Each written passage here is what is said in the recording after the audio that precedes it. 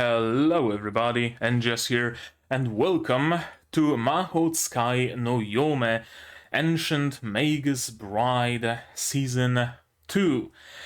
Yes, it is another series on the channel where I have seen Season 1 before I even started doing this whole YouTube thing, and now Season 2 came about, and what can I do? I need to work with what I have, and what I have is Season 2 alone. So, that's what we're gonna watch. If you don't know what Season 1 is about, well, why are you watching Season 2 reactions?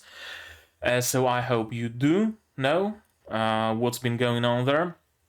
In short, a girl is purchased on an auction, and then she enters the world of mages and sorcerers and mythology and stuff like that. European mythology, so topic very close to my heart. As you can see, I dressed up a little, both my station and myself. I wouldn't have this kind of stuff if I wasn't interested in European mythology, alright? I went through a little bit of a, whatchamacallit? 8th grader syndrome. What's the Japanese name for it? I forgot. But yeah, I went a little bit through that, but instead of a god being sealed in my right eye or having a demonic arm, I was all into shamanism and mysticism and runes and stuff like that. I still kinda am, to be perfectly honest with you, but not to that degree, and I have plenty of relics of those times. Can you hear this jingling, I wonder? Yeah, you can. That actually might be a bother during the recording, so I'm gonna take it off. So it doesn't bother anybody. Yeah, I had an idea to put a pendant on a bracelet. Perhaps not the best one. Not the best idea, rather. Somewhere in view. There we go. Okay, let's not talk about my setup. Let's talk about the show. The first season ended, it pretty much ended the Cartaphilus arc. Spoiler territory. Again, if you haven't seen season 1, why? But yeah, go and watch season 1. Go and watch someone's reaction to it if you want. There aren't that many of them, but I know that Nozivix has a reaction to the full series, and I think I've seen like a couple more at least, so you can find something for sure, or just watch it alone. Right, spoiler territory. The previous season ended with overall win for Chise, right? She defeated Cartaphilus. As it turns out, Cartaphilus wasn't killed. He very much survived and lives in Chise's well or something like that. Like a round building place in the ground with some stairs around it, and he just has some bedding there, and that's where he lives. Interesting arrangement for sure. I wonder if we're gonna hear more about him. Probably. That was an interesting moment because I initially thought that Cartaphilus is dead, seeing how a part of him, some of him, lives inside of Chise's head, right? She had that vision. At the end, Cartaphilus said that he will keep her alive while the dragon is going to try to kill her, and it all will balance out, so she will just lead a normal life. So Cartaphilus is inside of her head, but he's also in her well, which is kind of odd, but I mean, we're dealing with folklore here, we're dealing with mythology, so awkward and weird. That's the gist of it. Chise still has that demon monster hand. I wonder if that's gonna come into play in this season. Probably, possibly. And what else? How else did the season end? Right, the marriage, not marriage of Chise and Elias. where Chise got a dress as a gift, she got a veil as a gift. Completely coincidentally, both of them put together looked like a bridal gown, and she decided to wear them just for shits and giggles. And of course, she had rings so that she and Elias can monitor each other, or rather, when something happens to one of them, the other will be informed. And of course, they looked like wedding rings. And of course, she placed it on her left ring finger and Elias's left ring finger, because where else would you put them? So that's why I'm saying wedding, not wedding, because Chise might be denying that it was a wedding, however much she wants. For all intents and purposes, it was. And my beard is jiggling a lot. I hope it's not distracting. I put a bead on it and now it's super heavy. Regardless. Yeah, that's where the previous season ended, and it didn't really leave any opening for season 2, which is interesting. Usually there is something left at the end of season 1 that will allow us to smoothly get into season 2, right? Some unclosed threads, some unresolved issues, some villains who are still alive. I guess Ash and I is still out and about, so that could be something for season 2. There's also the invitation. Well, invitation. Someone sent a carrier bird to Elias to tell him that Chise should visit the magical college.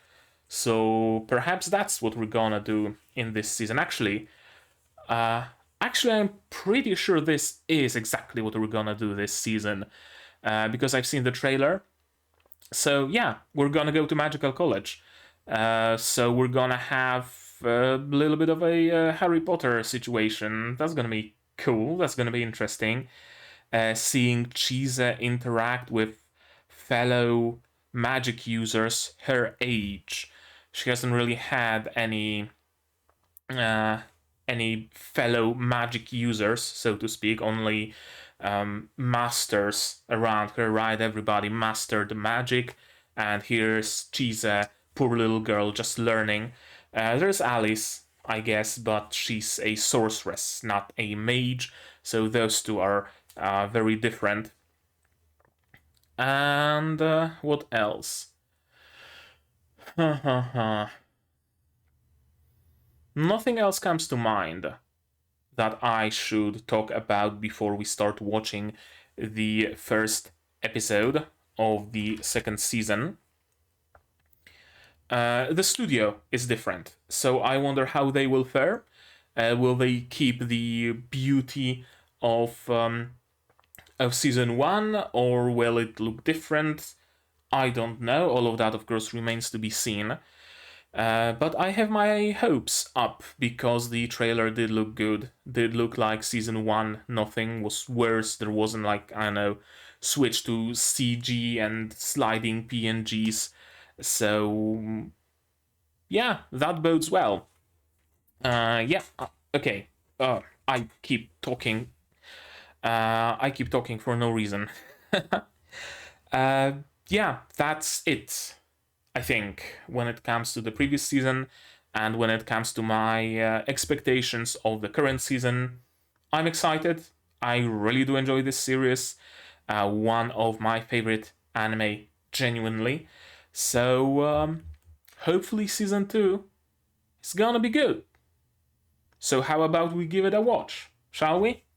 And to do that, of course, you will need your subtitles. If you're new to the channel, for copyright reasons, I of course can't include the entire episode in the video. So instead, you're gonna have the subtitles here. Here, there's gonna be subtitles, and in here, there's gonna be a timer, so you can sync up your own copy in a different window or on another screen, whatever. I purposefully leave some space in this corner so that you can like resize your player and put it here. Right, I'm gonna need some sound, because the music and sound design in this show has always been quite pleasant, quite good. Is my camera doing weird things with exposure again?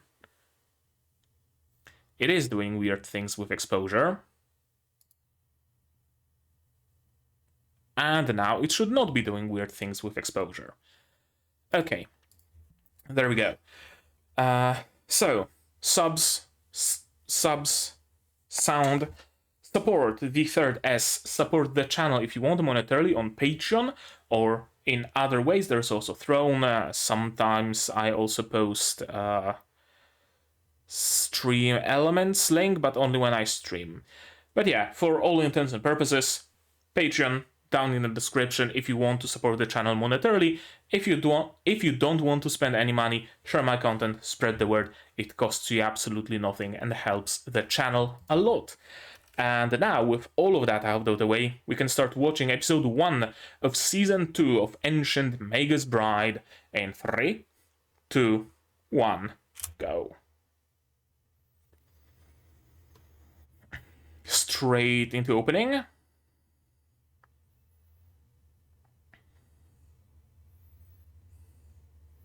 Or what's going on?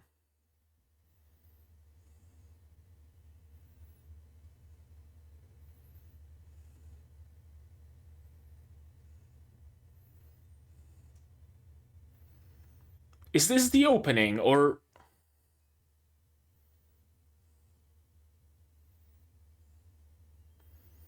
It doesn't sound like opening music.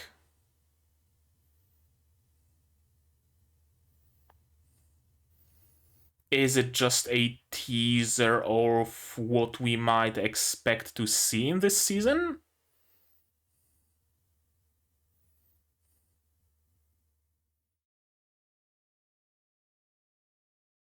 Okay, some interesting characters. Okay, not an opening then. Okay, so a teaser then. Hello, Chise. Hello, Elias. Nice to see you again. Now, opening. Futhark Tarot. I saw a cylinder with lobotomy. Excuse me?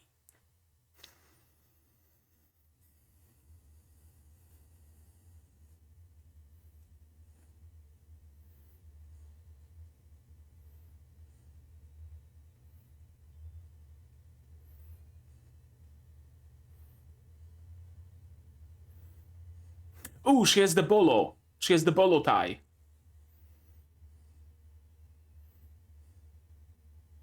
Hello, Silver. Hello, Ruth.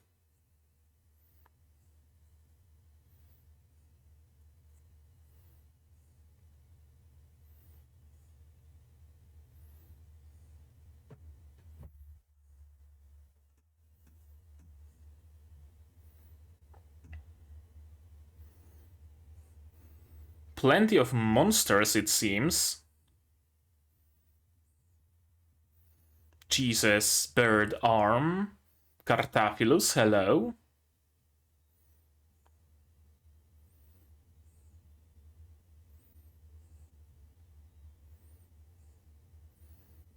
Hooded figure. Is that Joe from prison school?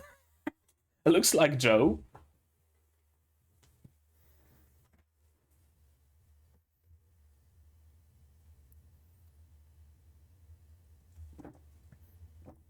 Live and let live too. Did I? No, it is the first episode.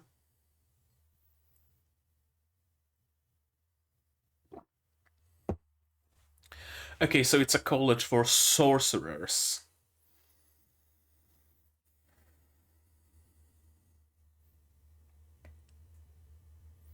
Yeah, sure.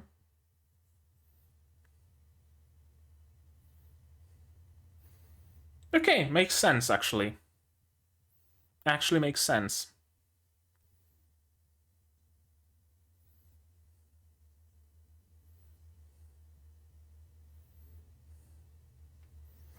I mean, seems worthwhile to me.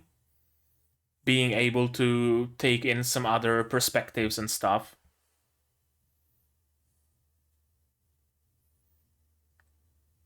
That's also worth a shot.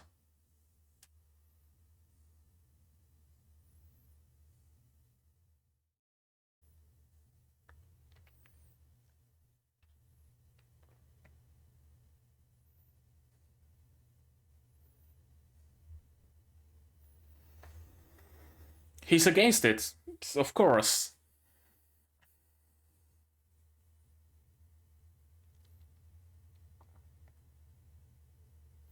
Yeah, I mean, that's what matters, isn't it? It's also what Chise has been working towards all this time, towards being her own person and not just an extension of Elias. Yep.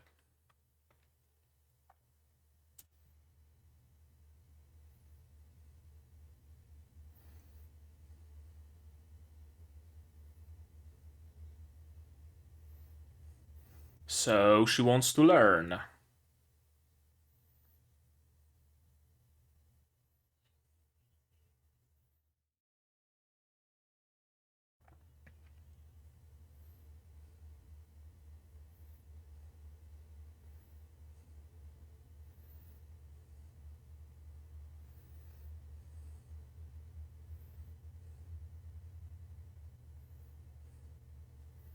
Makes perfect sense.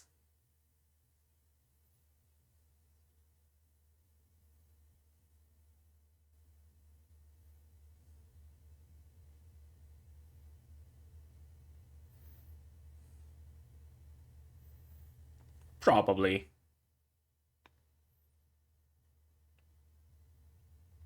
Yeah, my beard is a little too springy for my tastes.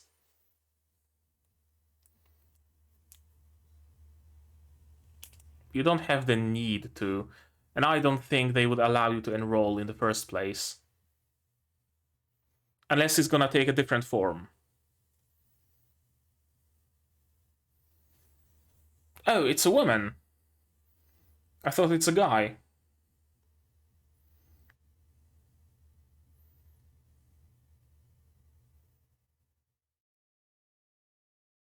She's some sort of a tree fairy thing?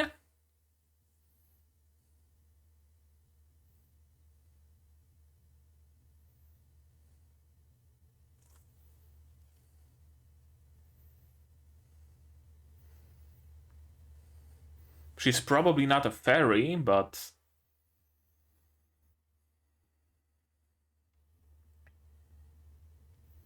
Okay, so he's hired as a teacher.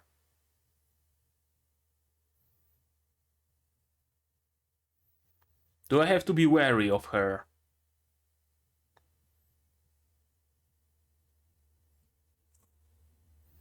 Yeah, if there's one thing that Chise isn't lacking, that's will. Although, only from a certain point. We need to remember that early on, she was about to take any chance she can at trying to die.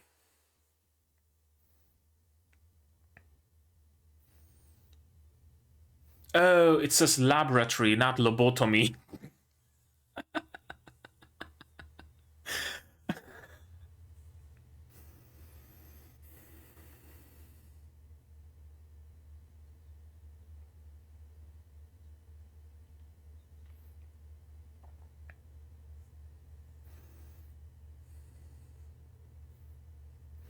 Okay.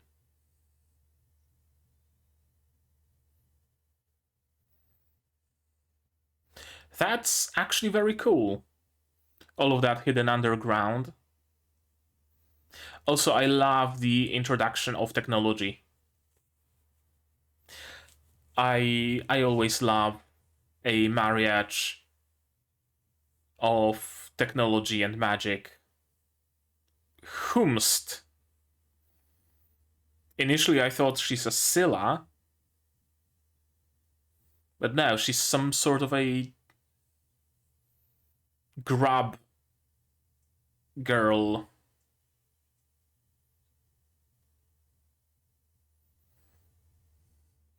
And she's the school's nurse.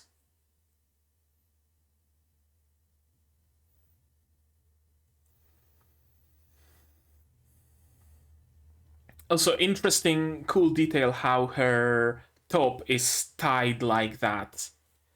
That's cool.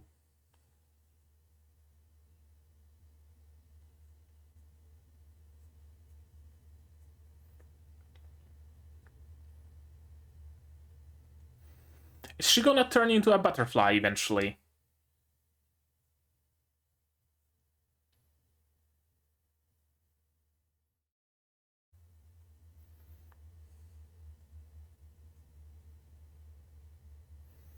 Right, he can just live inside of Chise's shadow, I guess.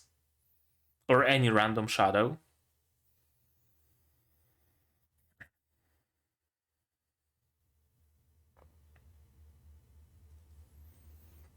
Plenty of times she nearly died. Yep. A lot has happened to her.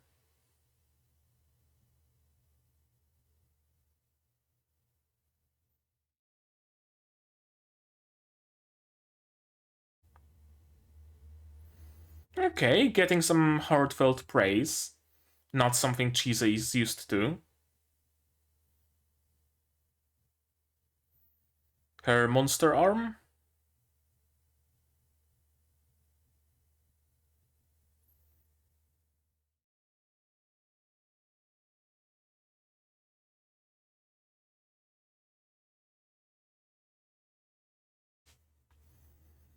They have the rings. So that's gonna notify him should anything go awry. Interesting.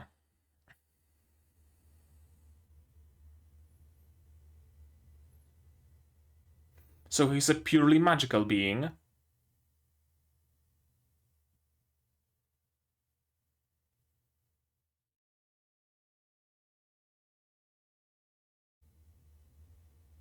Another emotion.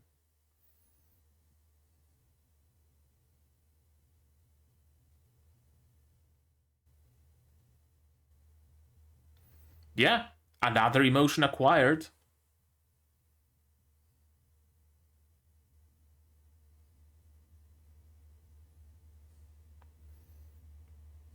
Because they're tied together. Wherever one goes, the other follows.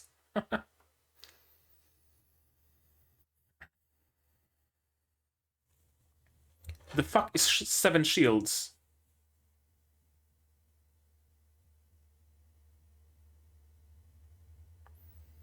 Like the protectors of this school or the main staff? We saw people around the table. Were there 7 of them? Seems like there were more.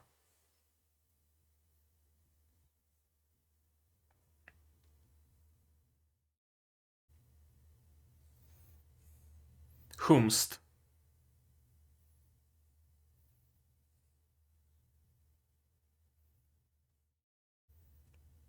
Who are we talking about? Oh, hello.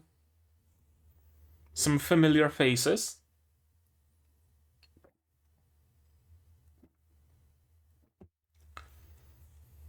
That's some beautiful art.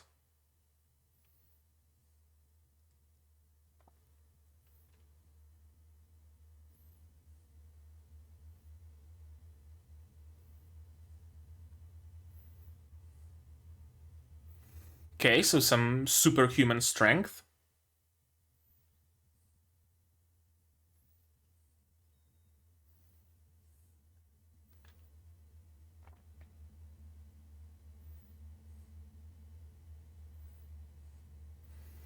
Thousands?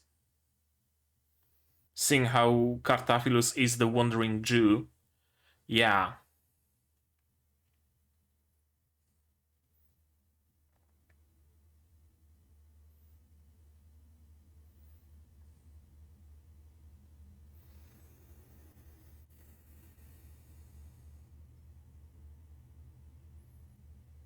Whomst?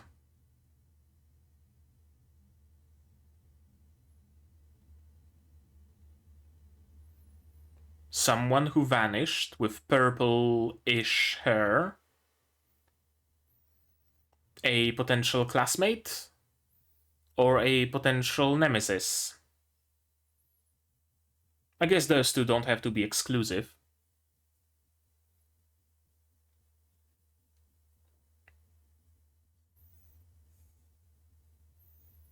And what's up with your arm? Bare bones?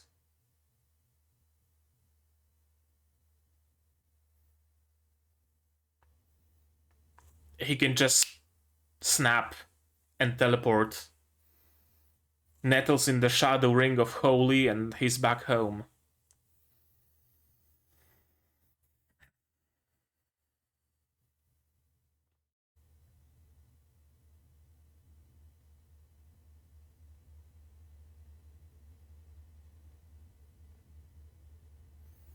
Oh, that's enigmatic. He probably hates all mages or something like that. Or sure, just hates humanity. That's also valid.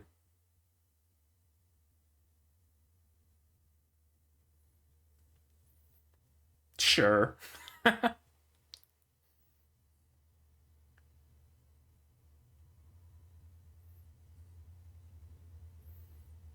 Yeah, that's a good question.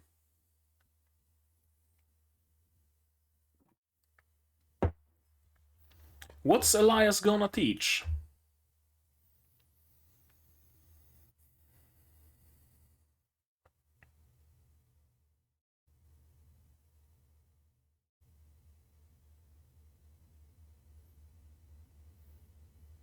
Oh, the matron is a black cat.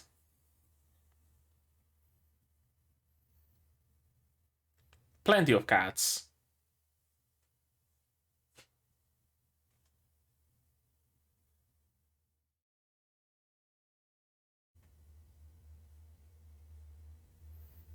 Yes. How observant of you.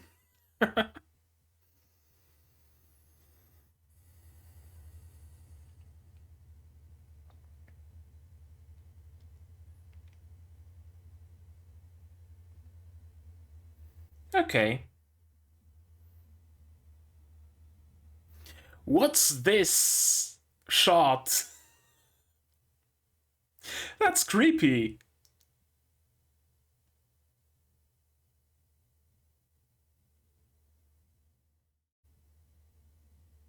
Four houses.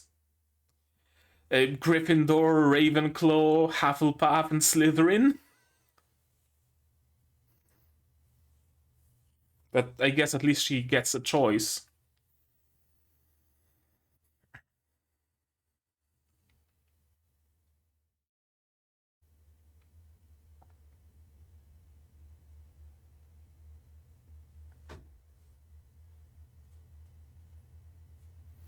Yeah, that's like Hogwarts houses. Rose Lane it is.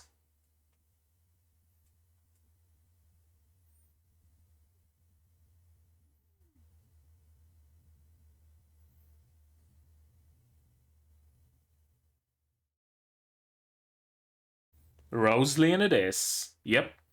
Following Nevin's advice.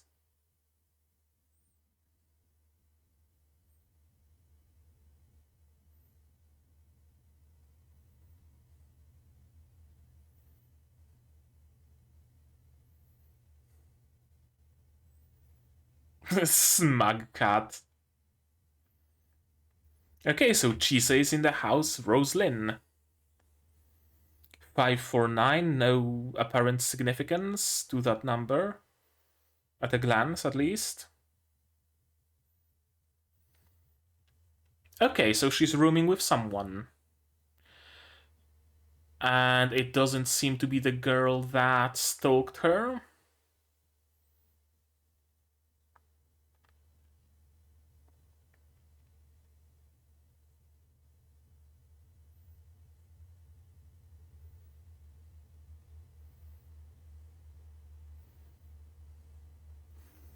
Well, what do you know? Probably. Knocking is a good idea. You're gonna wake them up if you go in anyways, so... If you knock, you at least give them a little bit of a heads up. They're not gonna wake up to a stranger in their room. Bad memories from school, of course. And her roommate is not going to be understanding, is my guess. Roommates in anime schools go one of two ways. Either complete bitches and assholes, or overly friendly. There's no in between.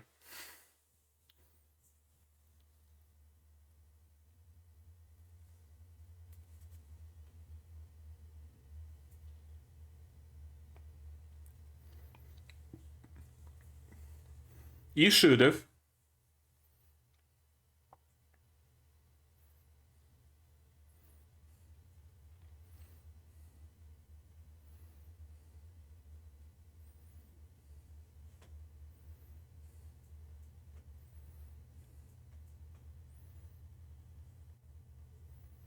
Seems to be that way. Okay, she's not completely standoffish. That's good.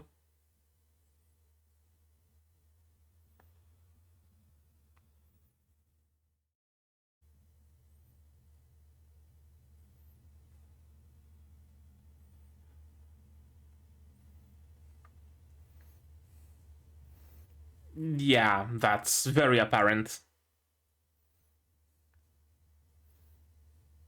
What's your bet she's gonna open up? She's my spirit animal. I'm a teacher and I sleep almost until the very last moment.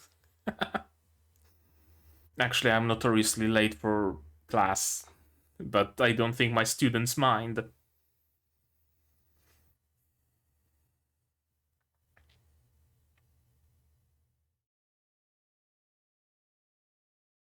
Yeah, easily. Her school uniform. There we go. Kinda reminds me of the military uniforms from... Shit. From... Oh, hello, Alice. What was that show? Fuck. The one with alchemists where one of the brothers was turned into a walking... Oh, hello, Stalker-chan. Into a suit of armor and the other lost an arm. How am I blanking on the title? It's a classic. You help her. Is she a Yuki Onna? Overheating? Look, wait, what? That's the... No.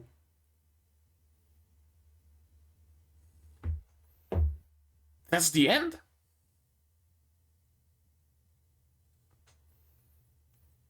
I was expecting a little bit more. Time-wise, that is. It really feels like it's just been half an episode.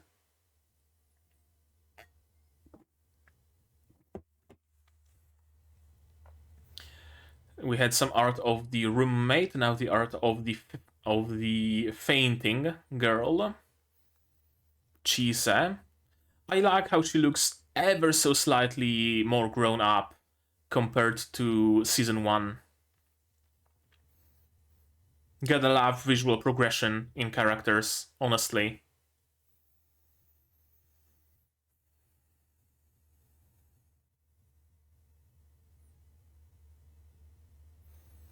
And they're gonna be the main trio of troublemakers, aren't they? It's always a trio, isn't it? Whenever it comes to a magic school or what have you, it's always a trio. The headstrong one, the shy one, and the skilled one.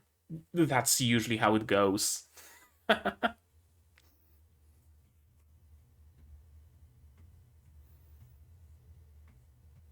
Meeting new classmates. Birds of a feather flock together one. And someone else with a bolo tie. Is this in fashion? Maybe. I don't know. I don't know fashion. That felt very, very short. In a good way, though. It didn't feel like the pacing was too fast or anything like that. It was very short because simply I wanted more. And that's a good thing. That's a very good thing. So, now to prolong it a little bit, let's watch this episode again, as we usually do. We're gonna go through the episode again, watching some stuff frame by frame, maybe skipping through some stuff, we'll see. Then what follows is gonna be a discussion. And we're gonna take a look at the staff, voice actors, etc., etc., etc. All the segments of the video are, of course, there. I always put timestamps in. I should have mentioned all of that at the beginning, but oh well. I was unsure whether it's the opening, but the music didn't seem opening-like. Or what the fuck am I looking at? But it seems to be a very vague and mystical introduction to the world. Kinda, sorta. Like, it shows us what kind of a world it is, in case you've forgotten. It's beautiful, it's painterly. There's some weird machines and weird script, all glowing. There's magic, someone turning goo into crystals. This looks like something out of an Arknights MV. Those are crystals, yeah. More crystals. Buildings underwater, but not like realistic. They are still lit up. Some people are still perhaps living in them. There are trees somehow growing on those droning buildings. And then there is some weird creature with RGB scales and a book encased in thorns with blank pages. Some mythical creatures, some beautiful sceneries, some interesting shots, and a plethora of other characters. They mentioned the 7. I count 9 people here. Plague Doctor, random guy, the what's his face? Alice's master, Waterhead guy, interesting. On the left we have the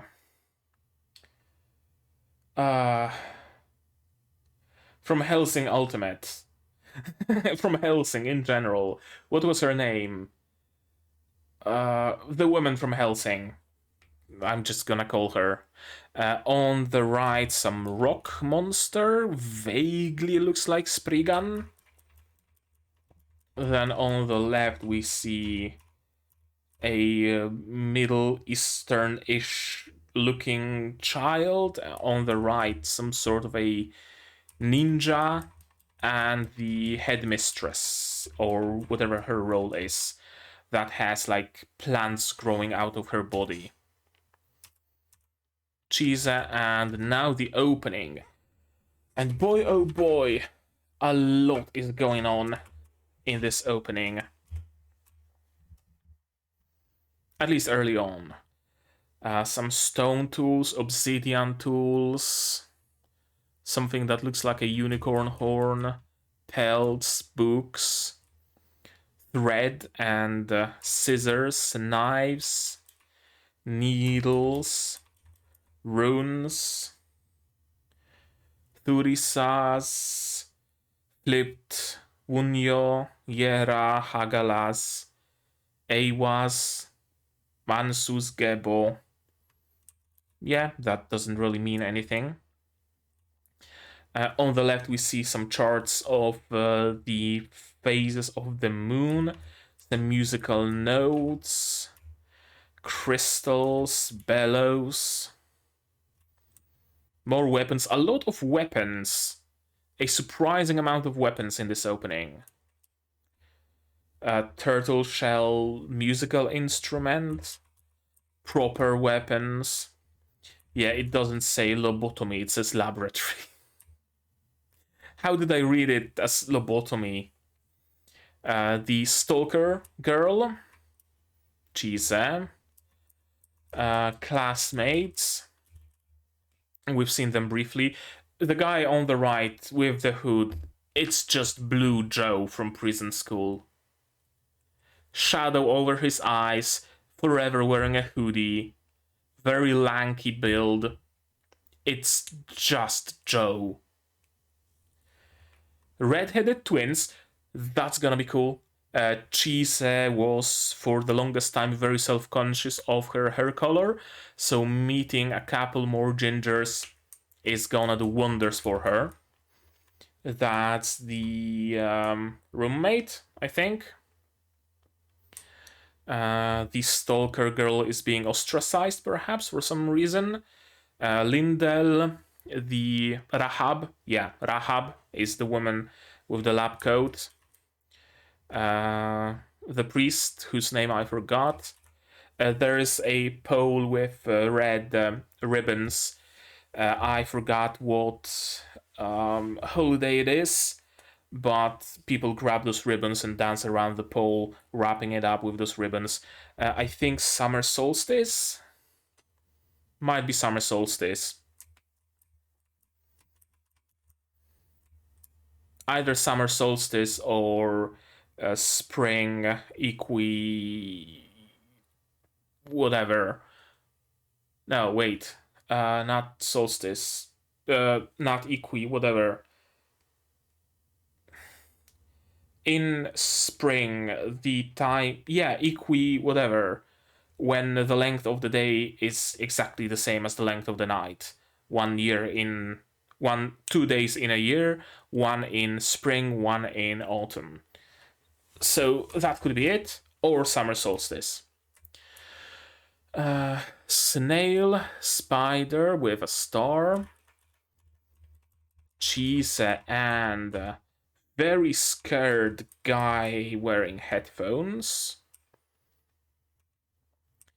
This seems to be mostly teachers and a bodyguard, question mark. Is the man, person on the left a Kuchisake Onna? Those scars? Maybe. Are we gonna introduce some foreign mythology? Because so far it's mostly been European. Headmistress on the right, someone on the left. In the middle, blindfolded person with an owl. Themis? Or whatever is the name of the goddess of justice and wisdom from Greek or Roman mythology that had an owl. I think it was Themis. Correct me if I'm wrong, of course. The ring that Chise gave Elias in the finale. I like this shot. I very much like this shot. Really makes Chise look badass. Uncharacteristically badass, honestly. All of the neighbors, some ifrits, some sylphs, floating bandage, classroom. Yeah, we see some of Chise's friends. A teacher, of course. I really like Chise's little bit of a redesign. She really looks much more grown up. Elias's favorite thorns. Is this the form that Elias takes at school? Maybe? I don't know, hard to tell. Possibly because right after we see Ruth changing forms. Elias in his true form, if he even has a true form. I guess beast mode or beast form would be more apt. Weird monsters. CG monsters. Initially I didn't notice that, but now I see they're CG. A Medusa, kind of a monster. Thorn Mage doing Thorn magic, of course. Red Hand. Is that like Evil Chise? I think it's Evil Chise, some sort of a Nega Chise. Red hair, feathered arm. And of course, the Monster Hand. Book learning, studying the bolo tie. Very significant both for Elias and for Chise. Cartaphilus turning into Chise, because a part of him lives inside of her. I really like Chise's design in this season. I'm guessing that's a gift from Chise. Angelica, Silver, the girl that Chise rescued. Everybody's here. And instead of thorns, Chise seems to be using vines. I wonder if it's actually her magic or some neighbor decided to envelop her in it. And yeah, Chise's classmates.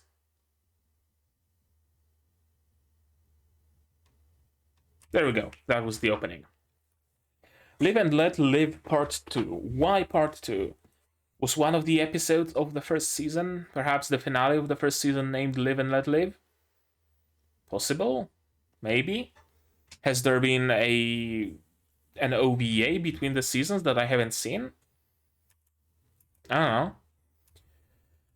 It's a school for sorcerers and a mutual aid organization. She's not a sorcerer, but she's a worthy subject of study, and of course she can also gain a lot from being here. Learning, possibly lifting a curse. It's a win-win scenario. They get to not experiment on Chise, but they get to run some tests on her and, you know, interesting stuff. Immortality, curse of immortality, right? What if you could uncurse it and have just immortality at will? Seems like something people would want, right? Yeah, beneficial also for Chise because she gets to learn, she gets to meet new people. It's why I default to sacrificing myself whenever there is a need.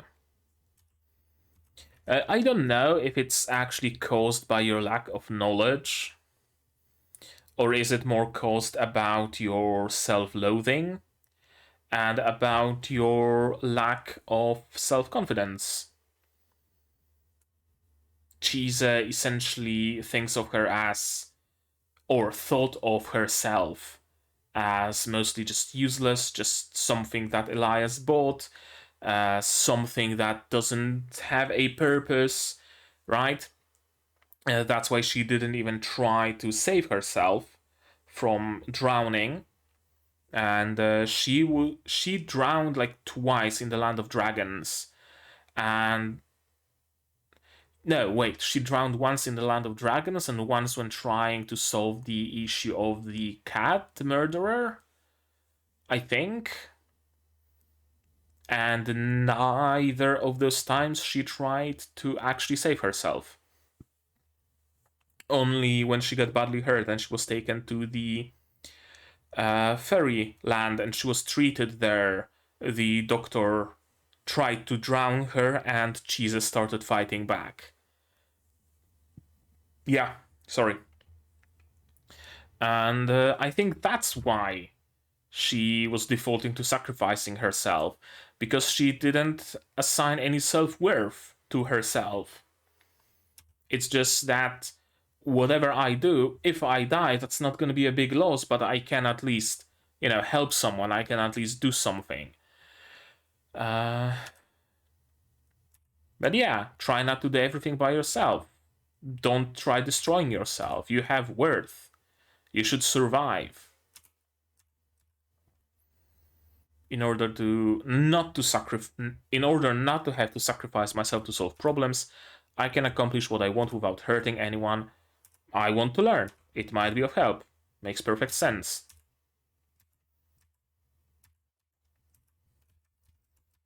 Lisa and president of the English College. Yeah, Liza Quailin. Quailin, however you pronounce it. Getting a rose from her very own chest. What kind of a thing is she? She's not a neighbor. She's not a fairy. So, because it's a sorcerer college, right? She can't be a fairy. And the grub girl in the infirmary can't be a fairy either. Can they? Sorcerers don't work with fairies. Something doesn't add up. It's probably gonna get explained, so I'm just gonna leave it be. This place exists to protect and nurture not just you, but everyone here. Yeah, mutual aid. Visiting instructor in the magic department, so he's gonna teach some magic. Those are gonna be interesting lessons. Bit lacking in confidence. This guy has two-tone skin. Interesting. I wonder if it was some accident, or is it vitiligo? Or whatever you call it when people get like white splotches on their skin. And he just has a big white splotch. It's not white splotch though, it's just a different shade of his skin color. It's not even lighter.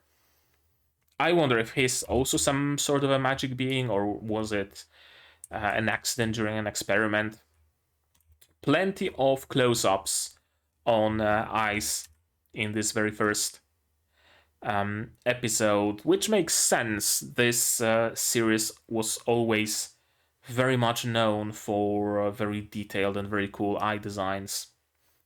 We're using sorcery to project the sky from another location. RFID card, just a touch screen, everything built underground. I really do like it. So far, everything was, a ring of holy and shaking around some incense made of morning dew and wearing boar tusks when doing something at midnight of the 7th day of Yule, or, stuff like that. And here we just have a casual touch screen RFID. I really do like the contrast. Different floors. Biological experiment, multi-purpose experiment, medicine storage. All of that's gonna be relevant. I have full trust it's gonna all be relevant. Alexandra Heath. What happened to you, Alexandra Heath, to turn you into a grub? No, it's not a grub, it's a caterpillar. Grubs are those like tiny little white grubs. They don't have like thick legs, they're just grubs. This is a caterpillar, like from A Bug's Life. I had a caterpillar from A Bug's Life that looked exactly like this, sans the boobs. You wind it up and it was just, going around. We had a very similar caterpillar in our garden once, actually, when I was living outside of the city. It was super big, super thick, and it grew up into a moth, into like a really big, really thick and chunky moth. It was cool. No. Ainsworth ain't going nowhere. And she's right. There are things that are difficult to say, especially to friends, especially to family, and especially to guardians. Indeed. She's not just a human with a caterpillar that sort of overgrows her, because she has an additional set of arms, I just noticed. So she is a caterpillar lady. But not a fairy? Not a neighbor? I don't know. Or maybe she consciously makes herself visible to non-mages? I'm not sure. The return of the chibis, of course. I don't need a room because he's gonna commute, because he can just teleport with his thorns. You made a fairy medicine and nearly died, correct. Took in a dragon's curse and nearly died. Got it by a wandering sorcerer and nearly died. Not once. She was gutted multiple times by the same sorcerer or his creations. So it wasn't just once. Chise is kinda downplaying the shit she's been through. You swapped eyeballs and were given his curse of immortality. Indeed. You must think about the people around you, though. Indeed.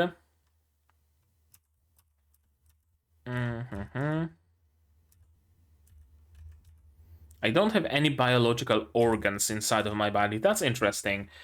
So far, I thought that Elias and other fairies, like, I don't know, Oberon and Titania, are more magical creatures than spirits, that they actually have physical bodies but kind of transcend the barrier between worlds, if that makes any sense. But perhaps they are all actually spirits. They don't have physical bodies, they don't have a liver, and they don't have a stomach. They're just clumps of energy shaped like their respective thing. Shaped like humans in case of Oberon and Titania, humanoids shaped like, I don't know, lizards in case of salamanders, or like salamanders rather. Interesting. I wonder if it's actually something specific to Elias, or are all, that's a tongue twister, or are all fairies also non-biological the same way? And Elias procured another emotion. Fear.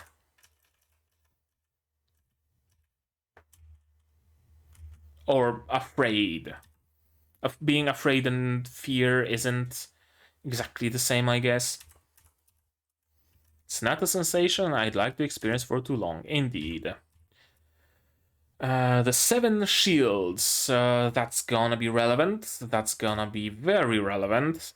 The current absence, I'm assuming some members of the 7 shields are absent.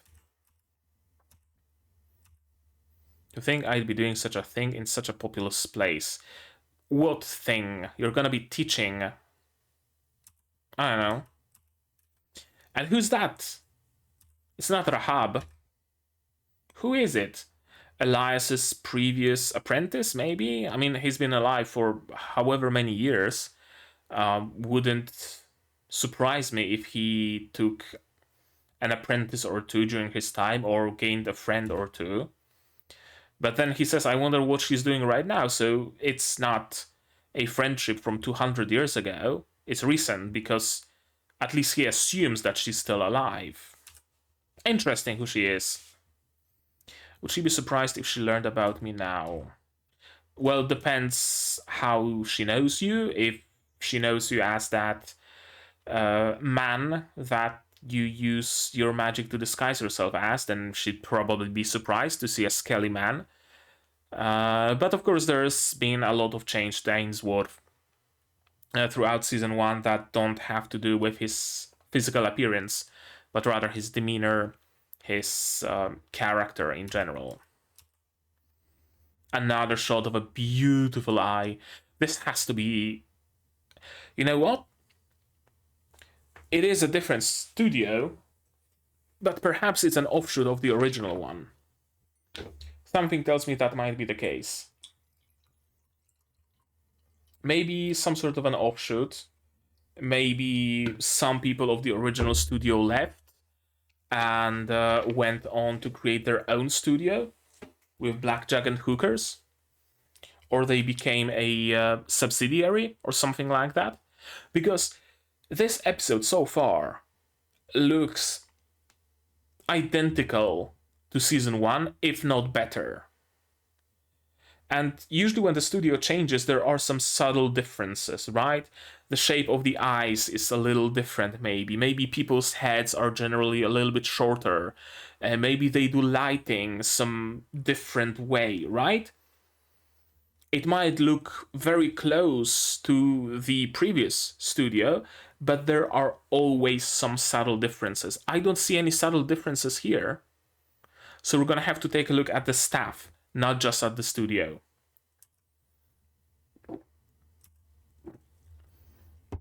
Frequent flashbacks, sensitivity to malice, the gazes of others and other presences. That all will be very, very, very useful.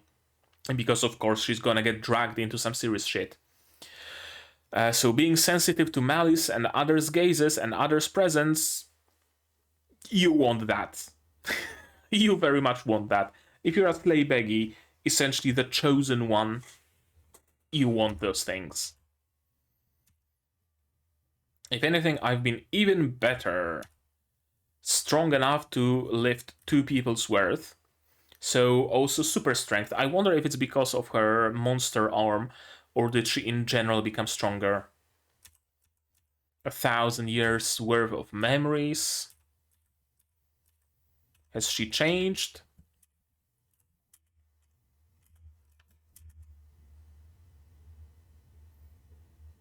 Not yet. And she probably won't. At least not because of whatever memories she might have gotten from Cartaphilus. Someone watching her? I wonder why. Although the girl later on fainted, so I wonder if she was seeking out the nurse. But she's very shy and socially awkward, so she was scared off by Chise and decided to run away, and decided to not bother them and just take a walk. Probably the case. Staff room, that's very bare bones. And now a shortcut, yeah, through the Thorn network. And of course he hates everybody. Notoriously misanthropic. I'm certain I am hated, just not that intensely, because I don't feel the need to kill him. That's an interesting measure of whether someone hates you or not. If someone hates you enough that you yourself want to kill him, I guess that's a measurable and significant amount of hatred. Yeah, what exactly should I do for class? That's a great question. I ask myself this question every single day. I wish I had a manual. Dormatron, and of course the Dormatron is cat. Very distinct way of drawing fur and drawing cats. Very reminiscent of season 1.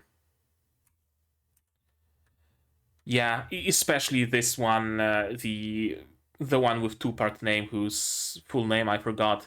The one whose house Chise chose in the bottom right corner.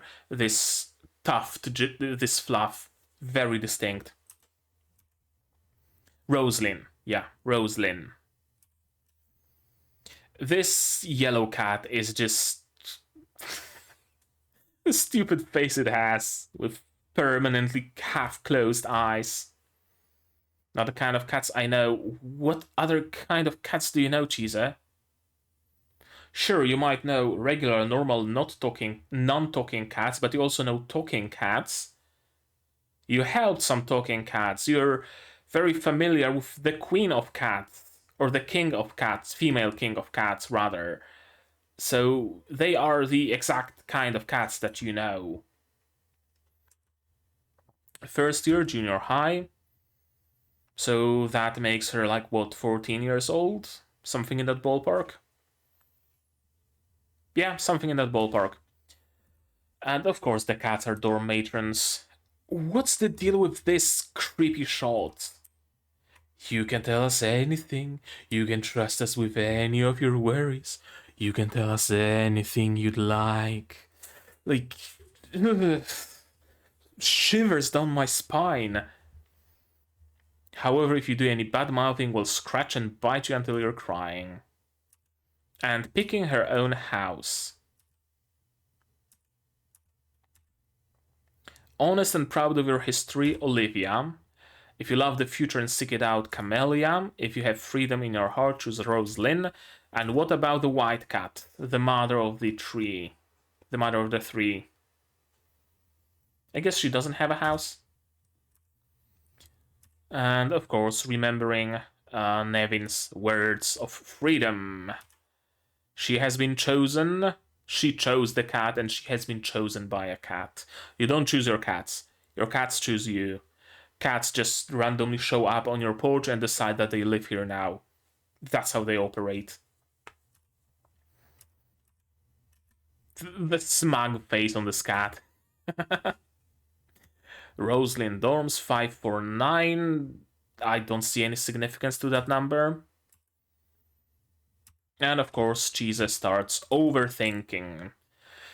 She's very, very, very good at overthinking. And another shot of the eyes. I hope I won't be interrupting. If I walk in, I'm gonna interrupt them. So maybe I should knock, but no, if I knock, I will wake them up. So maybe I should just walk in silently and not wake them up. But do they even sleep? Or are they sleeping? Are they not asleep? Are they maybe in the spiral of thoughts? I can relate. And of course she's getting nervous because she's been a social pariah in school. Seeing the unseen and stuff like that. That's bound to get you ostracized. But yeah, this is a school of sorcerers. They know fairies exist. They know magic exists. If you suddenly say, oh, there's a sylph there, everybody's gonna turn around and some people will also see a sylph there. And those people that don't see a sylph there are gonna be like, oh man, I wish I had the sight. Huh. That's the environment you're in now. But of course, she's very nervous. Even Joseph wasn't this scared. Social anxiety does wonders, doesn't it? I'm here to seek things out. Yeah. Got herself together and started the friendship with her roommate by striking her in the face.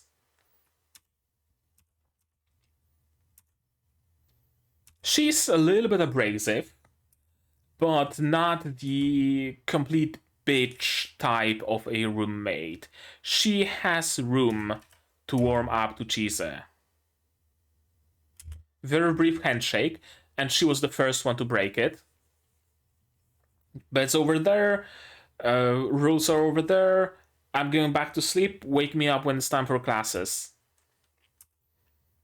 Abrasive, not good at talking to people, a little bit socially awkward as well, but where Chise doesn't really hide her social awkwardness, she just giggles nervously and stammers and stuff like that. She hides her social awkwardness with anger and whatchamacallit?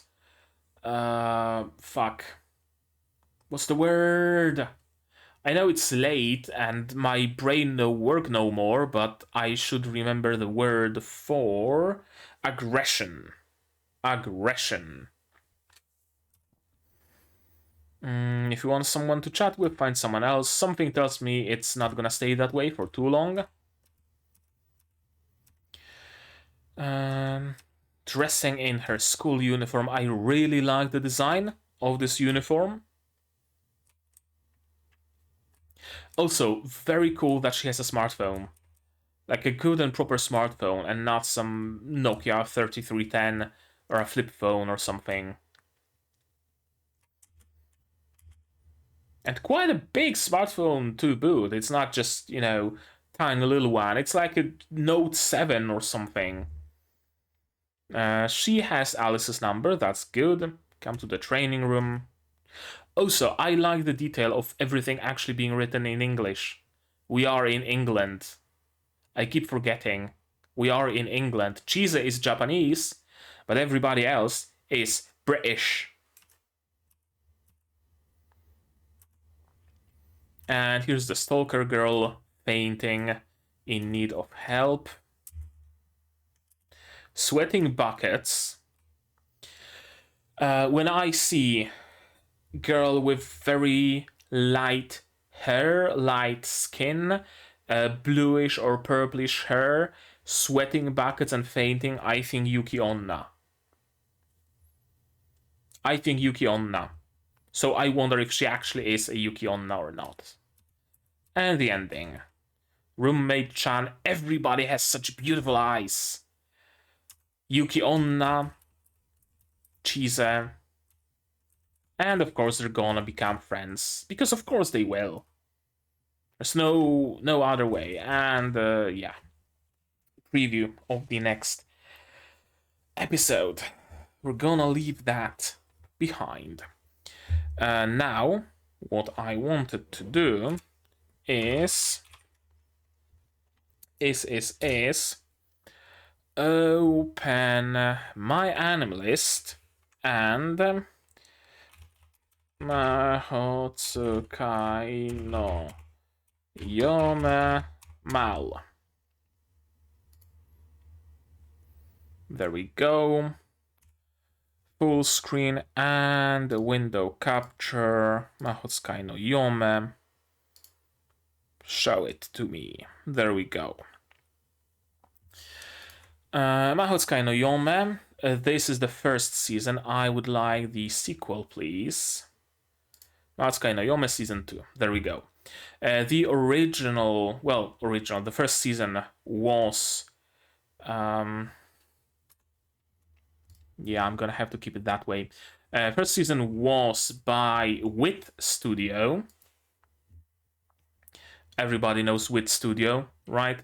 Shingeki no Kyojin, Owari no Seraph, Spy Family, Osama Ranking, plenty of shows that everybody knows. What else? Yeah, mostly those. Meanwhile, season 2 was Studio Kafka, who made Mahoutsukai no Yome season 2 and Mahoutsukai no Yome Nishi no Shonen to Seiran no Kishi, The Boy from the West and the Night of the Blue Storm. 3 episodes of an OVA. So was there an OVA before season 2? It's listed as a side story. So should I watch the OVAs? I wonder. I don't know, let me know, and I'm gonna do some research as well. Because if I should watch the OVAs, then what can I do? I'm gonna watch the OVAs. Right. Characters and voice actors. Ainsworth, Takeuchi Ryota, Hatori Chise, Tanezaki Asumi. Those voice actors didn't change, of course. Takeuchi Ryota voiced... who else? Someone in Ars no Kyoju. Someone in... yeah, Mahoutsukai no Yome, of course. Great Pretender, someone. You know what? Annulist. Why did you... where is the navbar? What's going on, Annulist? What are you doing? Where's the navigation? What? What's going on? Is it because of ad blocking? Did I ad block navbar? Oh no, it's because it got into mobile view. Mahoutsukai no Yome. Season 2. Yeah, Annulist is probably gonna provide us with a better view of characters. Hatori Chise, Atsumi Tanezaki, Elias Ainsworth, Ryota Takeuchi. Ryota Takeuchi. Yeah, that's a much better view. Do I recognize any of those characters besides Elias? Not at a glance, I don't. At least so far.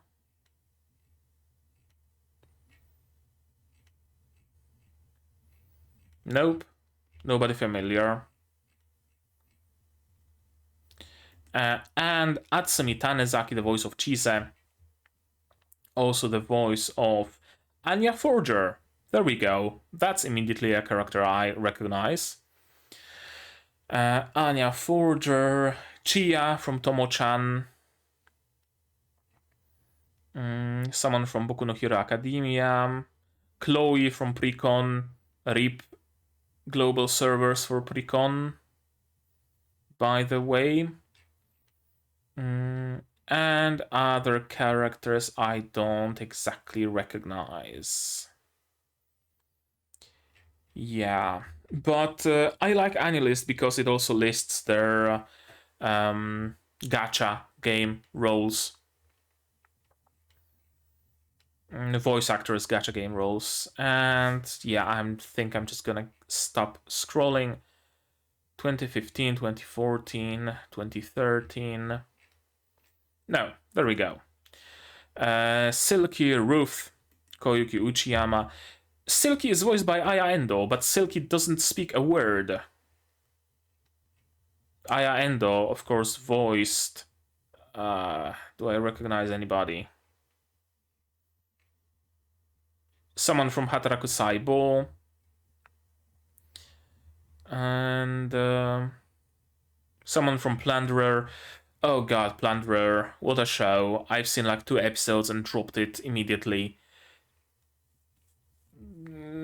It's not even so bad, it's good. One of the very few shows I consciously dropped. The priest, not priestess, Tsurugi no Otome, however it translates in Goblin Slayer. And anybody else? Oh, she also voiced the Woolly Bug. Interesting. And I'm just gonna stop right here. Koyuki Uchiyama, who voices Ruth, also voiced... Is it gonna be another case of me not recognizing any of those characters? I recognize Tomura Shigaraki from Boku no Hero Academia, even though I haven't seen Boku no Hero Academia. Not even a single season of it. Plenty of Bishonens, it seems. Someone in Fate.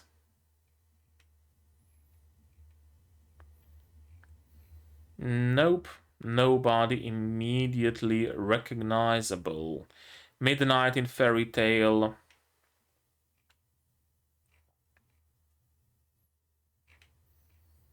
And oh, Raku in Nisekoi. Okay, finally a character I recognize immediately. Ichika in Infinite Stratos, Kanye Seiya in Amagi Brilliant Park. Okay. Mikael Renfred, Satoshi Hino. There's gonna be plenty of characters, so I'm just gonna go through those that we've met in the first season. Hung in Arknights. Momonga in Overlord. Okay, yeah, I knew I recognized this voice from somewhere. Of course it's Ainz. Or, well, Momonga. Isaac in Log Horizon. Finally a character whose voices I actually recognize. Whose roles... Oh, rather, finally a voice actor whose roles I actually recognize.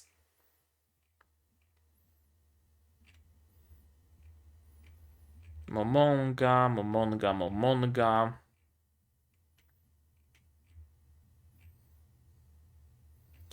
And that about does it. Alice, Swain, Mutsumi Tamura, and the rest we're gonna leave for later once we actually hear them speak, I guess. Although we can give them a brief look, I guess. There aren't that many of them. Alice, as I said, Mutsumi Tamura also voiced Hermes in JoJo. Haven't seen JoJo. Kobayashi. That's the voice of Kobayashi. I wouldn't be able to tell. Surprising. Very surprising that it's the same voice actress. Sayaka Kanamori in Eizouken. Ise in Azure Lane. And nobody else I would actually recognize. Nope, nobody else. Lucy, our roommate, Mina Mitsuda, and Philomela Sergeant, the Yuki Onna girl. Mina Mitsuda voiced PKP in those Frontline. And seemingly nobody else I would recognize. Rena in Girls und Panzer. Mayu in Comic Girls. That's a character I recognize. Mei in Citrus. Yeah, makes sense actually. Jaguar in Kemono Friends. And plenty of other roles. Sensei in Denkigai no Honya-san. That was a fun series. Tsubaki in Rokyubu. Okay, that's gonna do it. And Maki Kawase also voiced Aselad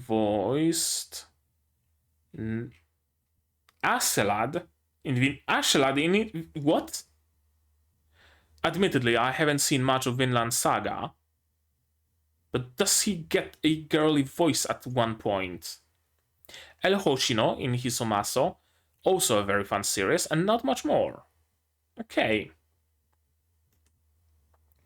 Next we have Isaac Farrar, Kotaro Nishiyama, and Veronica Rickenbacker, Reina Ueda. Kotaro Nishiyama. At a glance, we're not gonna spend much time on them, on those voice actors. I don't really recognize any of those people. And Reina Ueda, familiar name. I heard that name somewhere, I just don't know where.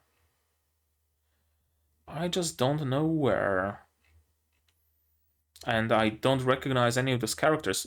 Oh, Jigoku in Tact of Destiny. I guess that's where I might be recognizing that name from. And besides that, Taeko in Adachi no Shimamura-san. Rosa from Arknights. There we go. And I think that's gonna do it. Next we have Rian Scrimgore and Zoe Ivy. Seichiro Yamashita voiced Rian and also voiced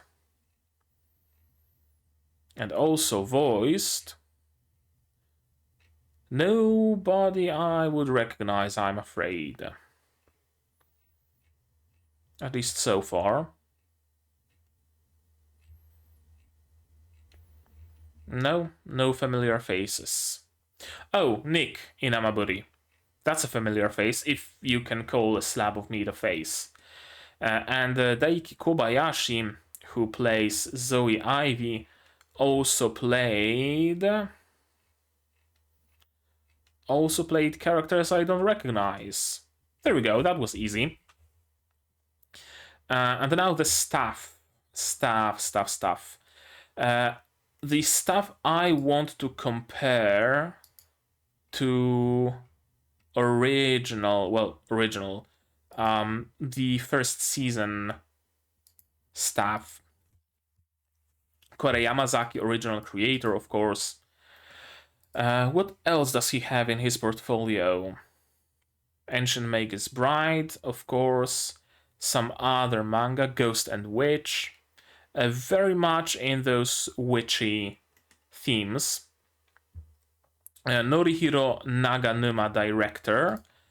And Kazuaki Terasawa, director. So the director has changed, it seems.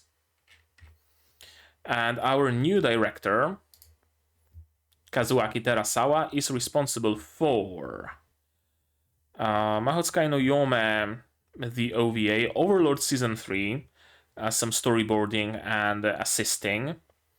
Director of Fuyu no Oki Okurimono, Idol Jihen, Overlord 2, also some roles. Not many roles in general. Interesting. Fairly newbie. I don't want to call him a newbie, but a newcomer to directing, kinda, sorta. Character design, Hirotaka Kato.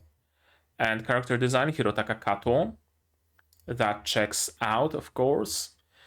Hirotaka Kato, also responsible for Shisha no Teikoku, Great Pretender, Blood Seeky animation. Again, not that many things. Sub-character design, Reina Igawa and Masafumi Yokota on Season 1.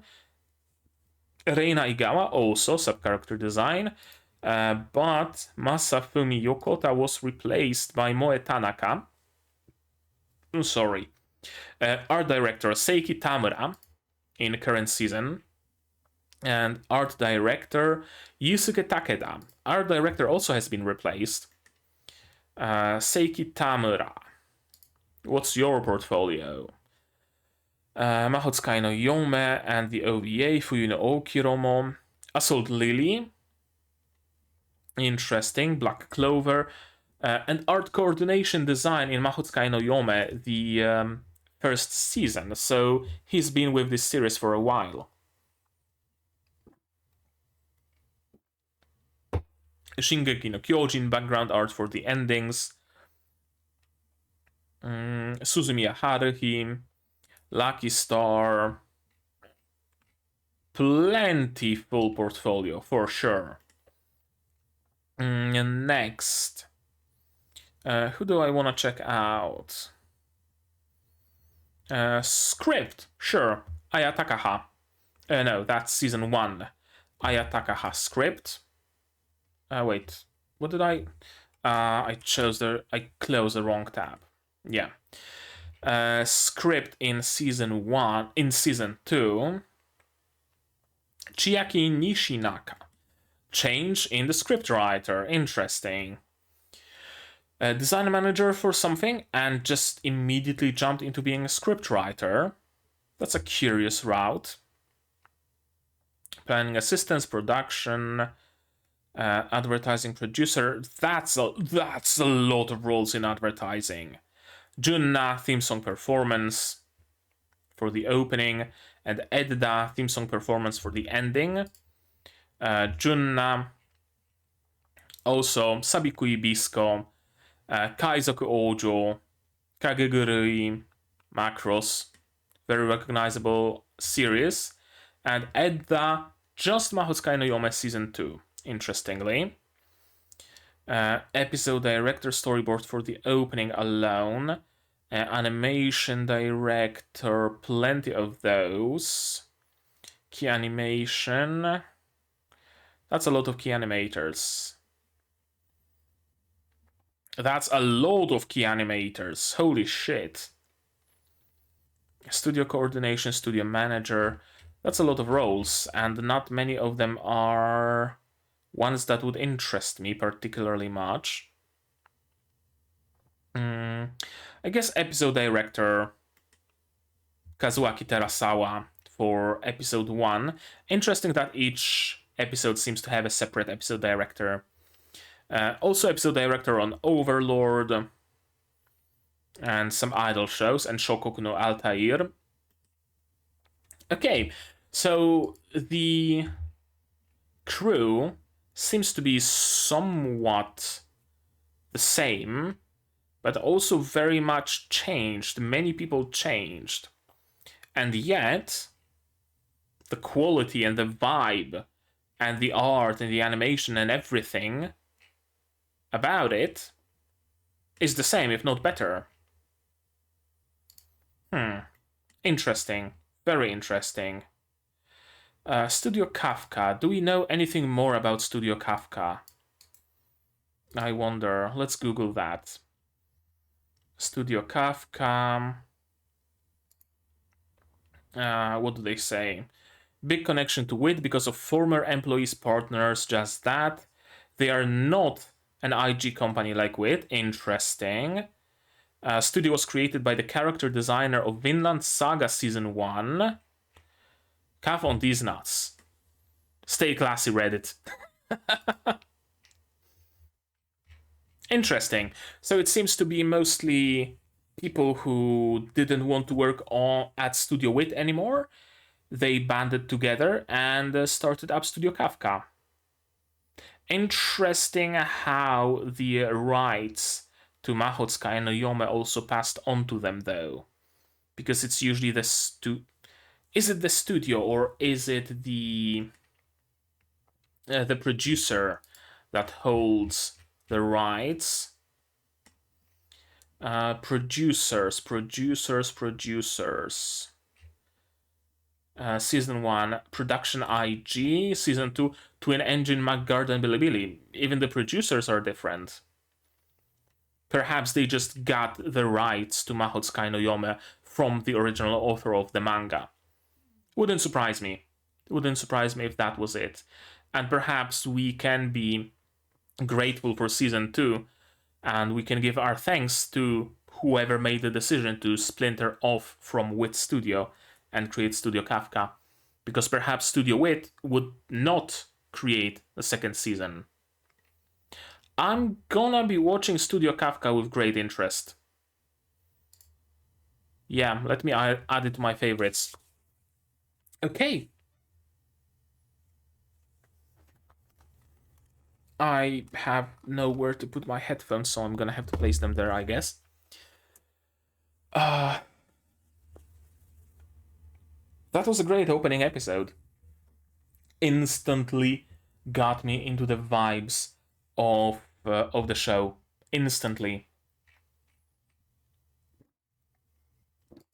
It's not even a question of whether it keeps the vibes of the first season or not. It very much does. It very much does. It's as if I jumped into episode 25 of the first season, honestly. Also, I just noticed 12 episodes to this season, which is a shame. I was hoping for 24, but alas. Yeah, it's a shame. But I also noticed it's kind of a running theme where the first season is 24 episodes, and then the second season is 12, and then the third season is 12. So we essentially have 2 seasons, 24 episodes each, but split up. Shield Hero did that, for example, and now also Mahoutsukai no Yome. I wonder if there is a chance for the third season. That'd be cool. So we can get full 24 episodes more. About this episode itself, not much to talk about, really, because it's mostly just an introduction. Sure, we set up a little bit of a mystery, we set up a little bit of, magic. We know the magic of the world, but we set up a couple of themes, couple of strings that we will follow as the series continues. We get introduced to the school setting. We got introduced to some of the new characters. We now have the thing of the 7 shields or whatever they're called. So that will probably be something that we will have to deal with somehow throughout this season.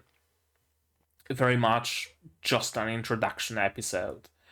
Not particularly much meat to it, so to speak. Introduced plenty of questions and a lot of anticipation, at least for me. I very much do anticipate future episodes, and I don't think I'm gonna have to wait particularly long because I'm a week behind as it is. Not a full week behind, so I think episode 2 comes out in like a day or two or something like that. Yeah, it's cool. Me likey. So far, it fulfills my expectations that I had after watching and re-watching season 1. So I'm glad to see that. We'll see how it continues, but I'm hopeful. The story can defend itself. Honestly, the characters, and then you add some beautiful art on top, and you have something really pleasant to watch. And I'm gonna be looking forward to it every week for sure. Anything else that needs to be said? Not really. As far as predictions go, I don't have particularly many of them. Of course, Chise, Yuki Onna, and the roommate will form a trio of students that will get into all sorts of shenanigans, and they will save the school, and yada yada yada yada. Right, you know the drill. Whenever 3 young mages get together at a magic academy, shenanigans follow. Since the series is what it is, though, those might not be very fun shenanigans. So I wonder what sort of unfunny shenanigans they will get themselves into, and I'm also looking forward to funny shenanigans they get themselves into. Season 1 had a very nice balance between the tragedy and drama and the fun stuff, the comedy even at times. So I trust season 2 to continue with this trend, and to also have a way of having both the drama and tragedy and the fun stuff, and married together in a nice way. We haven't been introduced to any main villains so far, if there are any main villains, but of course, again, it's just episode 1, so it remains to be seen what happens in episodes in the future. Now I'm done. Now I'm done. Yeah, I think that's gonna be it right now from me, but maybe you guys have something to add, and if you do, say so in the comments down below. What did you think of this episode, of my reaction, my theories, stuff like that?